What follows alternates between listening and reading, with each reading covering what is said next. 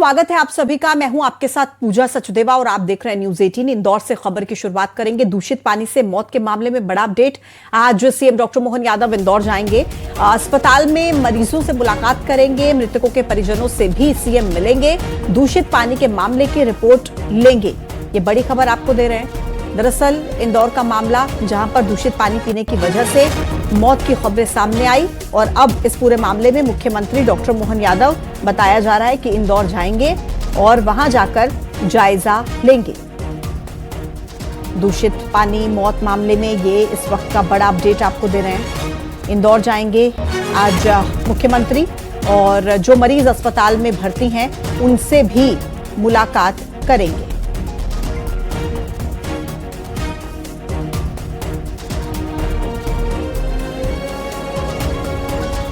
मुख्यमंत्री जी ने भी गंभीरता से लिया है। शाम को मुख्यमंत्री जी भी यहाँ आ रहे हैं। लोगों की जान गई, सख्त कार्रवाई होगी। 100% कार्रवाई होगी। जो इसमें दोषी होगा उस पर कार्रवाई होगी। एक टीम बना दी जांच कमेटी, उसकी रिपोर्ट का इंतजार करें। तो इंदौर में गंदे पानी ने कहर ढा दिया है। नर्मदा नदी से लाए जाने वाले शुद्ध पानी की सप्लाई में दूषण के चलते भागीरथपुरा वार्ड के सैकड़ों लोग बीमार पड़ गए। 8 लोगों की मौत हो गई। नगर निगम की जांच में चौंकाने वाला खुलासा हुआ है। जांच में भागीरथपुरा पुलिस चौकी के टॉयलेट के ठीक नीचे नर्मदा की मुख्य पाइपलाइन में लीकेज मिला है। टॉयलेट का गंदा पानी सीवरेज लाइन से जुड़ा नहीं था, जब कुछ जमीन में समा रहा था और ठीक उसी जगह पर नर्मदा की मुख्य पाइपलाइन में एक बड़ा लीकेज पाया गया। अब अनुमान यह कि इसी दरार से संक्रमित पानी पाइप में घुसा और पूरे वार्ड में फैल गया, जिसका खामियाजा लोगों को उठाना पड़ा अपनी जान गंवाकर। तो यह चौंकाने वाली रिपोर्ट जिसमें बड़ा खुलासा हुआ है। आपको बताएं कि टॉयलेट के नीचे पाइपलाइन में लीकेज मिली है। ये एक बहुत बड़ा खुलासा इस रिपोर्ट में सामने आया। नगर निगम ने जब जांच की तो ये चौंकाने वाला सच था। पुलिस चौकी के टॉयलेट वाली जो लाइन है उसमें लीकेज, और वही पानी जाकर मिलता है साफ पानी से और दूषित होता है, जिसकी वजह से पीने से लोगों की मौत की खबर सामने आई है और कई अभी भी जिंदगी और मौत की जंग अस्पताल में लड़ रहे हैं। सबसे स्वच्छ शहर इंदौर है। पिछले 8 साल से स्वच्छता में इंदौर सिरमौर है और इसी साफ शहर का पानी पीने से, गंदा पानी पीने से भागीरथपुरा के 8 लोगों की जान चली गई। ये तस्वीर आपको दिखा रहे हैं। भागीरथपुरा की ये तस्वीर है। पानी के टंकी के पास हम मौजूद हैं और इसी पानी की टंकी से लोगों के घरों तक नर्मदा का पानी सप्लाई किया जा रहा था। संक्रमण का पानी आखिर लोगों के घरों तक कैसे पहुंचा, सबसे बड़ा सवाल यही था। ये तस्वीर आपको दिखा रहे हैं। इसी लीकेज के वजह से लोगों के घरों तक संक्रमण वाला दूषित पानी पहुंच गया। लगभग 1000 से ज़्यादा लोग उल्टी दस्त की शिकायत को लेकर सामने आए। 100 से ज़्यादा लोगों को अस्पताल में भर्ती होना पड़ा और 8 से ज़्यादा लोगों की जान चली गई। ये वो 8 इंदौरी हैं जिन्हें अपने देश की स्वच्छता पर नाज था, फक्र था उन्हें अपने शहर की स्वच्छता पर, लेकिन उन्हें नहीं पता था कि सिस्टम की इस लीकेज में कितनी खामियां हैं। खामियां इतनी कि उनकी जान चली गई। ये तस्वीर है नर्मदा पाइपलाइन की, ये मेन लाइन है और यहीं पर लीकेज मिला है। दूसरी तस्वीर आपको दिखा रहे हैं। भागीरथपुरा चौकी जो है बिल्कुल ठीक पास में बना हुआ है और उसी चौकी का जो टॉयलेट है ठीक इसके ऊपर बना हुआ था। टॉयलेट तो बना दिया गया, लेकिन उसका जो गंदा पानी है उसे बाहर निकालने के लिए सीवरेज या चैम्बर नहीं बनाया गया। कोई भी सीवरेज से इसका कनेक्शन नहीं जोड़ा गया। सवाल यही था कि आखिर ये पानी गंदा कैसे हुआ, जब पानी की टंकी से घरों तक सप्लाई किया जा रहा, नर्मदा का पानी लोगों के घरों तक पहुंच रहा है, तो ये पानी पीने से लोगों की जान क्यों गई, क्यों उन्हें डायरिया की शिकायत हुई। तो चलिए सबसे पहले आपको एक तस्वीर दिखाते हैं। इन पेड़ों के बीच में आपको एक पानी की टंकी नजर आ रही होगी और इसी पानी की टंकी से नर्मदा पानी का पूरे भागीरथपुरा वार्ड जो है वहाँ पर सप्लाई किया जाता है। ये तस्वीर देखिए आप, पानी की टंकी नज़र आ रही है और ठीक पानी की टंकी के नीचे इस वक्त हम मौजूद है। चलिए अब दूसरी तस्वीर आपको दिखाते हैं। अगर आप नीचे से देखेंगे तो इसी टंकी से नीचे एक पाइपलाइन निकली हुई है। ये पाइपलाइन जो है लोगों के घरों तक पानी पहुँचाने के लिए नर्मदा की जो मेन लाइन है वो तस्वीर हम आपको दिखाते हैं कि इस वक्त जहाँ पर खुदाई हुई है वहाँ पर हम मौजूद हैं।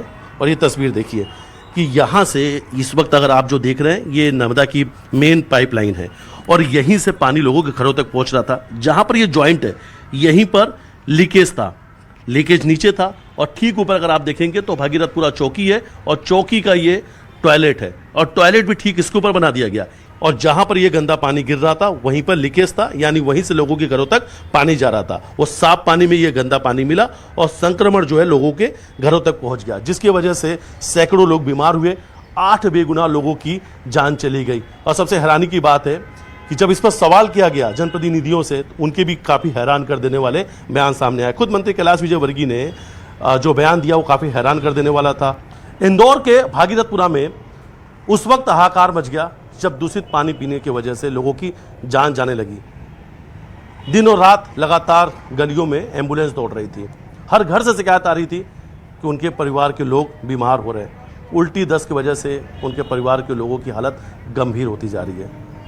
ये तस्वीर आपको दिखा रहे हैं, भागीरथपुरा के बाहर इस वक्त हम मौजूद हैं। भागीरथपुरा चौकी आपको तस्वीर में नजर आ रही होगी और ठीक पास में आपको यहाँ का जो जोन है इंदौर नगर पालिक निगम का, यानी जो नगर निगम का जोन है, वो तस्वीर भी अगर आप देखेंगे, 2 तस्वीरें एक साथ। इन तस्वीरों को हम आपको इसलिए दिखा रहे हैं क्योंकि ठीक पास में पानी की टंकी है और इसी पानी की टंकी से नर्मदा पानी की सप्लाई भागीरथपुरा तक की जा रही थी। भागीरथपुरा में जितने भी मकान हैं वहाँ पर पानी जो है इसी पानी के टंकी से पहुँचता है।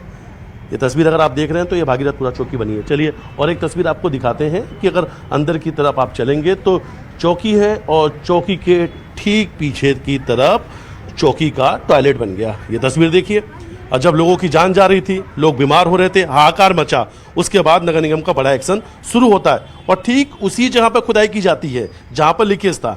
तो क्या पहले से उन्हें पता था? क्या वो जानते थे कहीं ना कहीं यहाँ पर लीकेज हो सकता है? जब ये टॉयलेट बन रहा था उस वक्त नगर निगम के अधिकारी क्या कर रहे थे, जोन के प्रभारी क्या कर रहे थे, इंजीनियर्स क्या कर रहे थे, पीएचई के अधिकारी क्या कर रहे थे, कैसे नर्मदा पाइपलाइन के ऊपर टॉयलेट बन गया?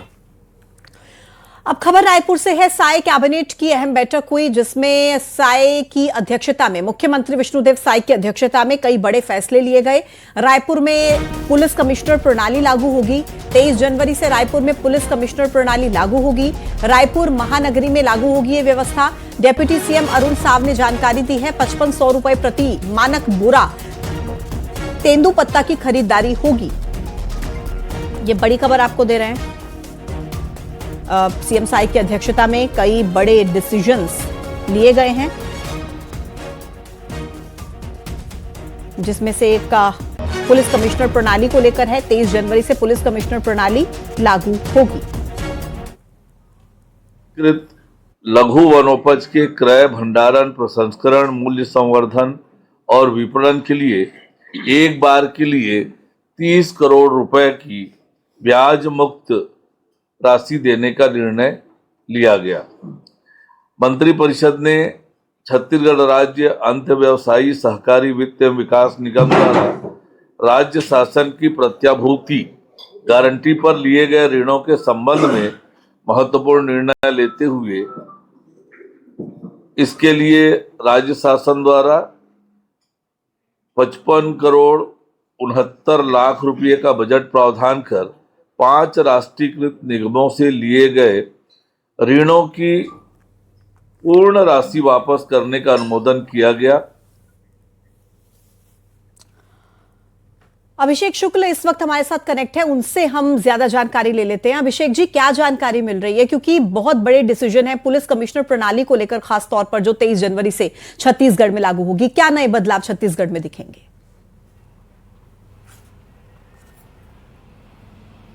बिल्कुल, देखिए बहुप्रतीक्षित प्रणाली है। कमिश्नर प्रणाली को लेकर घोषणा पिछले साल ही हो गई थी कि रायपुर से शुरुआत की जाएगी कमिश्नर प्रणाली की, कानून व्यवस्था बेहतर करने के लिए। तब से 2 बार जो डेट है वो चर्चा में आई थी कि कमिश्नर प्रणाली लागू की जा सकती है, लेकिन नहीं हो पाई थी। अब फाइनल कैबिनेट में मुहर लग गई है कि 23 जनवरी 2026 से रायपुर में कमिश्नर प्रणाली लागू कर दी जाएगी।